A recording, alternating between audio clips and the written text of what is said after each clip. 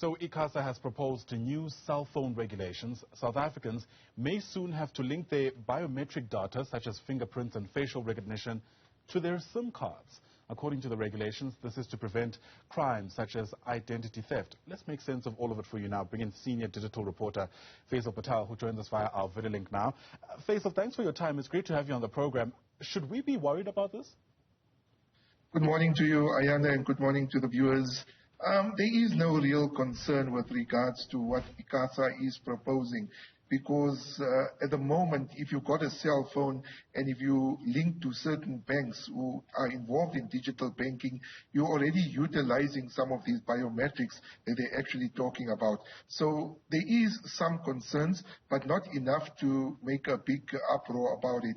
Because if you take some of the major banks, when you log into your banking, whether it's one of the four major banks, whether your cell phone or whether your iPad or any tablet, you're already using facial recognition. Some people got fingerprints, which is stored onto their profiles as well. So we're already using that, and obviously it will make it more safer. As the technology evolves, banks are also evolving at the same time, and it's mobile companies that also need to evolve, especially as far as being proactive in stopping fraud, as far as this kinds of crimes are concerned. Yeah. How widespread is something like this? And I'm asking this question because I'm hoping to gauge whether or not other countries have taken it on and whether or not this works. Oh, no, we are facing in this country an epidemic of SIM card fraud. According to the South African Banking Risk and Information Center, we commonly know them as SABRIC, there's a 91% increase in SIM card fraud. I mean, that is absolutely disastrous. It is so widely spread that, it's raised as one of the concerns and one of the major concerns in South Africa. So 91%, that's some sort of fraud in South Africa alone. Compared to other countries, obviously, I don't have the data on that, but it is a huge problem. And this is one of the things that have been highlighted by mobile companies. When you get a bill end of the month and you see exorbitant data charges or you see exorbitant phone calls, and if you recently swapped your SIM, it could be possible that that SIM was actually duplicated, or somebody might have claimed a SIM on your name and then utilizing your contract package to actually make phone calls and use data. Yeah. Do we have data to support or evidence to show that linking one SIM card to, their biometric data will prevent the kind of crimes that you speak of? Absolutely. I mean, if your phone is stolen at the moment, and when you go into a mobile operator store, all you need is a copy of your ID. That's it, and possibly your residential address with or details of your residential address. With the biometric data, you will have to actually use facial recognition or fingerprint data to actually register that new SIM onto your name, and that will obviously be very, very much secure and stop these criminals from actually using this. Now, remember that criminals use multitude of mobile numbers in illegal activities. I myself carry two cell phones with two different numbers, one work-related and one personal. So, these criminals use these different SIMs for money laundering, terrorism, and kidnapping. It will be harder for them to actually use somebody else's number or link to somebody else to ensure that these kinds of crimes are not committed. Yeah. With any kind of technological advancement, there are obviously concerns in the form of, exceptional cases. I'm thinking of, instances where I may have cut my hands for whatever reason and my fingerprints are affected. I may have gotten into an accident. My face has been damaged. In what ways could those kind of, life events really throw a snag into the works?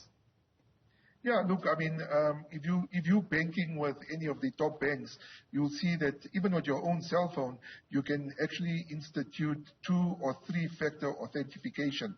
So if you take your phone, you can unlock your phone with your face or with your fingerprint, and if that doesn't work, you can actually punch in a 4-digit code or 5-digit code, depending on what it is. But obviously, there will be contingency plans in place. And if you're worried about concerns, the main concern that most of the people have raised, remember that public comment closed yesterday, but the main concerns that most of the people raised was one of two things. Number one is that will this data be used for something else? That means will the mobile companies use your biometrics for something else, number one? And how does it integrate with the POPIA Act, which is the Personal Information Act, which has come into effect. But experts say that this particular biometrics can be integrated into the POPIA Act and can work seamlessly. But it is the way to move forward, and hopefully we can get the SIM card fraud down. Because at the moment, like I said, a lot of people, 91% of South Africans actually suffering with SIM card fraud. Yeah. What assurances are there that the data won't be passed on?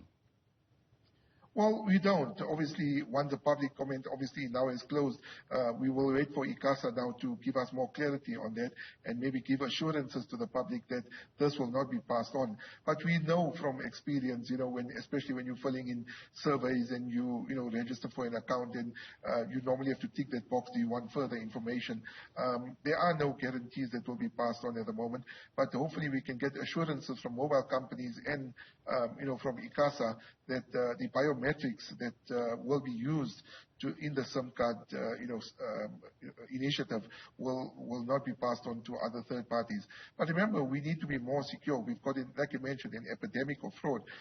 With the driver's licenses, when I spoke to the Transport Minister, Fikile Mbalula, when he was at the Grasmere Toll a few weeks ago, he was even talking about having just one particular card to do a whole lot of other stuff. So we're moving more into the digital age. We've also seen the digital transformation in South Africa. This is the way forward. One day we might even see voting moving on to a more digital transformation as opposed to putting a tick next to a person on a ballot paper. So yeah, there's a lot of potential, but there are risks, and hopefully these risks will be addressed by Icasa, and in this case, the mobile operators. Yeah, with any technological advancement, there's obviously a debate around what some of the unintended consequences are. Faizel Patel, thanks very much indeed for speaking to us. Really do appreciate your time this morning. Faizel Patel is a senior digital reporter helping us better understand these proposals made by Icasa to essentially link potentially your fingerprint and your face recognition to your SIM card. All of this in an effort to try clamp down on the scourge of fraud and other related crimes.